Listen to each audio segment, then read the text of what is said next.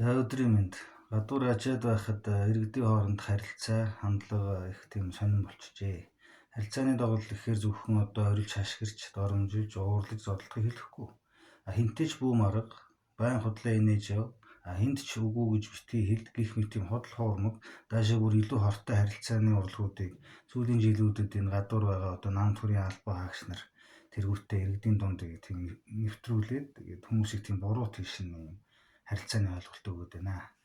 Тэгэхээр харилцааны урлаг яагаад хэрэгтэй болов, яаж суралцах ёстой вэ гэдгийг манай нөхдүүд мөн чанараар нь бус хүмүүсийн чихэнд сонсголонтойгоор зааж ирсэн болохоор албан газруудын сургалтын захиалгууд нэмэгдэж халаас нь зузаарсаар ирсэн. Жинхэнэ харилцаа хандлага гэж юу болох талаар товч мэдлэг мэдээлэл хүргэхээр бичлэн анх удаа сошиал бичлэг оруулахар шийдлээ нөхдөө. Тэгэхээр хүнтэй үг болон биеийн хэллэгээр биеийн хэллэг гэхээр нэг тийм нэг баачгаа биеийн хилэмжгээд нэрлэнгуут тушуураад байгаа энэ бол байж болохгүй. Ерөөсөө биеийн хэллэг бол хэлээрээ л явна. Яаж харилцах ёстой вэ гэдгийг сурахаас өмнө хинтээ харилцаж байгаагаа эхлээд ажиглах хэрэгтэй. Ямар сэдвээр харилцаж байгаа нь дангаараа чухал биш. Тухайн хүн өөрөө хувь хүн ямар хүн бэ гэдгийг богино хугацаанд таних гэж оролд. Олон жилийн танилцтайгаа харилцаанд орж байгаа бол өөр нэг хэрэг. Энэ угаасаа ийм энтэй ингэж эсвэл тэгж тааруулаад харьцсан дээр гэсэн үнцэг өнцгөөс биш. Арай өөр төвшөнд харах хэрэгтэй гэсэн үг. Тэгэхээр хувь хүн ямар вэ гэдгийг шинжих гэхээр ихэнх нөхдүүд өмссөн зүйлсэн, сайхан муухай дисплей, царай зүстэй тэрийг нэг хардаг. Энэ нь ямар ч шаардлага байхгүй. Тэгэхээр нөгөө дөрвөн төрлийн темпераменттай хүмүүстээр анхаарлаа түр хандуулъя. Сайн муу хүний хүмүүс оюун ухаан, оюун санаа энэ тэрийг хэдүүлээ дараа яриа. Юуны өмнө эдгээр дөрвөн төрлийн аль нэг нь илүү сайн эсвэл муу болох гэсэн зүйл огт байхгүй гэдгийг онцлон хэлье. За нэгдүгээр сангвиник төрлийн хүмүүс.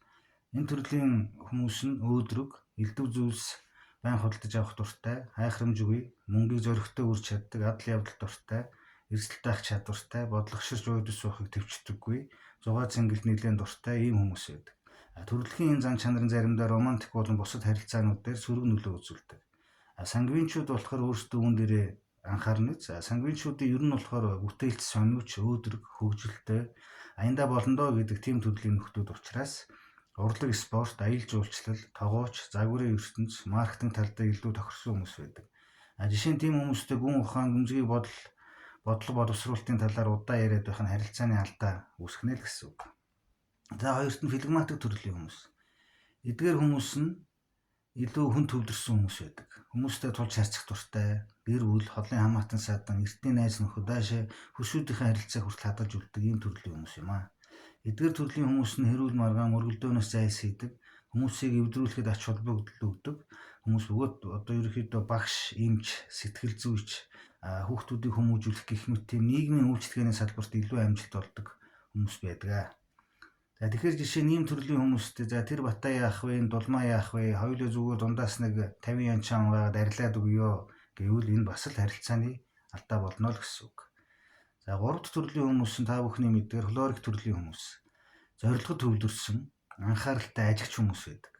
Альваа хэмнэгч, юмд логик дүн шинжилгээ их хийдэг, нөгөө хүн баярлах гомдох, ерөөс огт хамаагүй.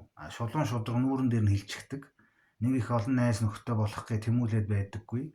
Дими жижиг шажиг яриануудыг жигшдэг, гүн гүнзгий, мөн чанартай их ярих дуртай, өнгөцхөн, арга цаасан хүмүүсийн дунд байснаас ерөнхийдөө ганцаараа байхыг илүүд үздэг ийм төрлийн хүмүүсийг хлорик төрлийн хүмүүс гинэ.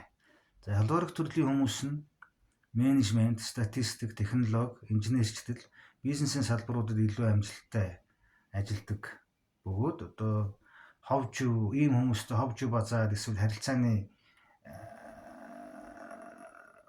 бус зүйлийг юу гэмээр юм жижиг шажиг юм яриад ах юм бол энэ хүмүүс тэгэл дахиж уулзахад олдохгүй бас л харилцааны алдаа гаргаж байна л гэсэн үг.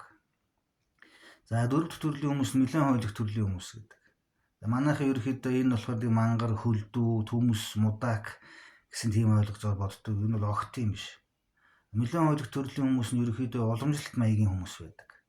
Жишээ нь эмэгтэй нь эрэгтэйдээ хоол хийж өгөх ёстой, эрэгтэй нь эмэгтэйдээ хаалга онгойлгож өгөх ёстой ч гэдэг юм уу. Элдв эрсдэлтэй адал явдал дагуулсан зүйлсээс хол байдаг. Гэрээсээ хол гадаадад амьдрах дургүй, гадаад хүнтэй суух дургүй, их нямбаа хүмүүс гэсэн үг. Нэлээд хойлох төрлийн хүмүүс нь голдуу санхүү, нэгтлэн бодох бүртгэл, захиргаа, нийгмийн хариуцлагатай ажлуудад илүү амжилт гаргадаг. За жишээ нь нэлээд олон төрлийн хүмүүстэй айлуу паркийн галзуу болгон дээр очиж сууцгаая.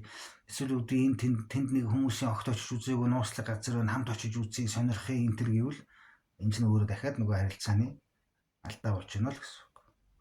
Тэгээ эцэст нь хэлэхэд та хэд маань яах нь байн харьцдаг, эсвэл харьцах гэж байгаа, эсвэл харьцаж байгаад муудалцаад харьцгаа болсон хүмүүсээ аль төрлийн хүн болохыг нь эхлээд нэг дүн шинжилгээ хийчих юм бол дараа шинээр харьцахад ер нь ээддээ өөр дүр зураг харагддаг шүү. За амжилт.